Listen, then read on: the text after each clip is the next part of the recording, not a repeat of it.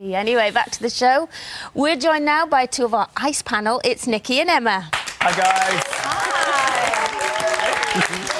Hi, guys. Now, Nicky, you saw Ben in action there. Would you like to see him on the show next year? Do you think he could cut it? Absolutely. I mean, we've had a couple of chats at GMTV and he's been grilling me about it. And he has this interest. And I'm thinking, I know.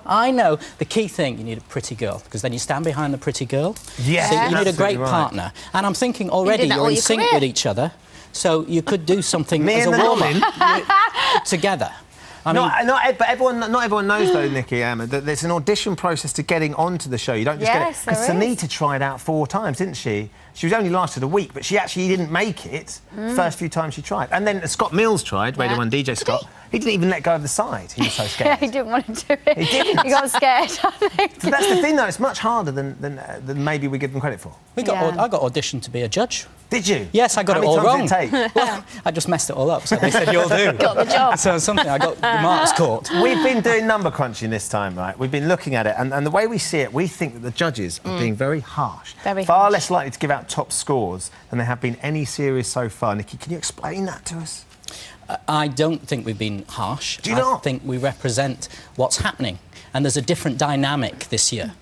Because we don't have people that are giving real standout performances with both the skating competence and the artistic competence. We haven't seen that yet. We've seen Mikey come up with a routine that fitted his character superbly, and we've seen Hayley come up with a routine where the presentation was absolutely fantastic. It was a 5-5 from Jason and I. But we haven't seen the two together.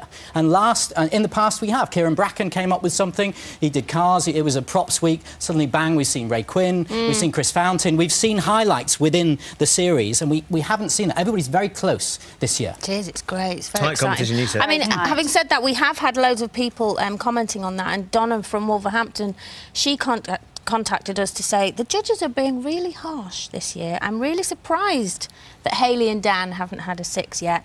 So, Emma, what does someone need to do to get your top mark? I think just have that complete outstanding performance without any hiccups whatsoever, which I know is very difficult. And Hayley is almost there. But, you know, even in the dances that she's done that have been fantastic, there has been a few slip-ups. She's maybe missed a step, you know, so we just want a real kind of overall. And I think the thing is, though, each year, obviously, standards do get higher and we are expecting more and more, and so that's the tough thing, I think. This week... Can I add one little thing on it? Because people at home don't see the speed. So you see it differently at home to when you're rinkside. It's what everybody says who comes to see the show. People need to just bear that in mind as well. OK, we're going to talk about last week's show, because we have to mention what's been going on with Mikey, because lots of people are very concerned because he fell over and he had quite a bad fall. Don't worry, he's well enough to skate this Sunday. We've got a little bit of footage of him in training. It seems to affect him quite a lot, Nicky, doesn't it, the falls and how it has an impact? Well, before the skate-off, we had 3 last week and we didn't know who was in the skate-off, and he was warming up again, very, very stressed out by it all, and it's really had a big...